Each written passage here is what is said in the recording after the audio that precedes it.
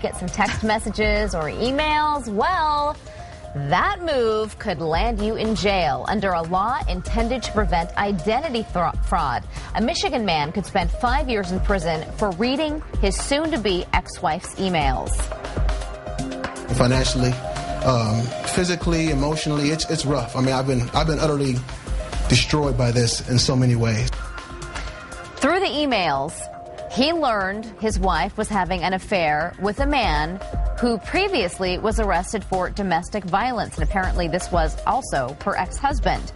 Well, she says only she knew the password, while he maintains she wrote down all her passwords in a book near the computer. So, whose side are you on, and will this make you think twice before you snoop? Snooping. They're married. That's what I don't get. There's no secrets when you're married. If there is, well, you have a problem. You have a big problem if there is. There's no my account, your account. I mean, my husband and I have separate accounts, but it's, you know, if he looks at my email, so what? We're married. There shouldn't be any secrets between the two of us. Like you said, there should be no secrets, and your husband wouldn't sneak into yours because he trusts you. There's no sneaking. I've given him my password. Yeah. Exactly, but obviously there was an issue there in this marriage. Yeah, and I'm with you. I mean, my wife knows my password, and I know hers, and it doesn't matter. I don't log into her email. I don't really care. I mean, because there's nothing going on. I mean, and vice versa. But here's the thing, though.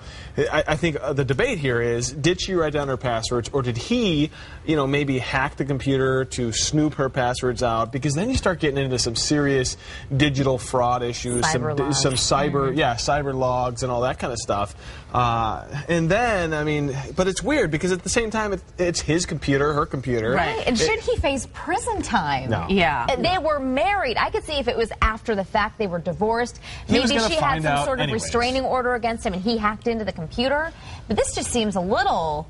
Don't you think he was going to find out no matter what? I mean, whether it was email or another way, he's going to find out. Yeah, and I mean, even if we do get into the area where he could possibly get in trouble and face prison time for this, I still do not feel sorry for her. I'm on his side all the way. Like, she was doing something wrong. Right. And he got her. She got caught. She got caught. That's why she's mad, because she got caught. How many of you out there have snooped? How many of you have looked at your spouse's or significant other's email?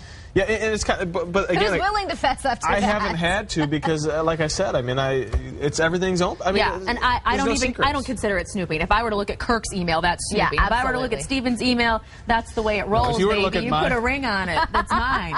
You know what I mean? If you were to look at my email, tell it how it is, Amber. That would be boring, is what it would be. Right, exactly. All right, hey guys, let's read some comments. Yeah, definitely. Diana says, trust is the main factor here, and they have obviously lost that between them. In my opinion, cheating is wrong. Today's technological advancements have made our suspicions to a new level. While Desiree says, ridiculous. If you find yourself having to hide something in the marriage, it's wrong. If she turned up missing, would we be questioning him or applauding him? Yeah, so, you know, you've got, I mean, I haven't seen a lot of people backing up the wife here. You know, Angela says, my hubby and I share an account, so ... Right, exactly. Judy Wood says, jail time, isn't that a bit harsh? I mean, most of our viewers, most of you are on the side of the husband. Yeah, Steven says, don't do anything you know you shouldn't be doing and you won't have any issues. Shame on her. And I've noticed a lot of people sharing, for example, couples or spouses will share Facebook accounts. Yeah. And I wonder if that's sort of a way to just say, hey, listen, you know, everything's out there, no secrets, we have the same account, there's nothing to hide. Yeah. I think that's probably safer, maybe a little bit wiser. Judy Cannon Keenum writes, he didn't really break into the account, he just accessed it. The password was right there and available, no laws broken. Well, if that is indeed the case. I think that's the big argument. That's the argument. Did he hack or did he just log in with passwords that were sitting there? So, hey guys, I'm going to take a walk over to abc15.com and hack into our website, take the whole thing down. No, I'm not By really the way, no one has fessed up to doing this yet on Facebook.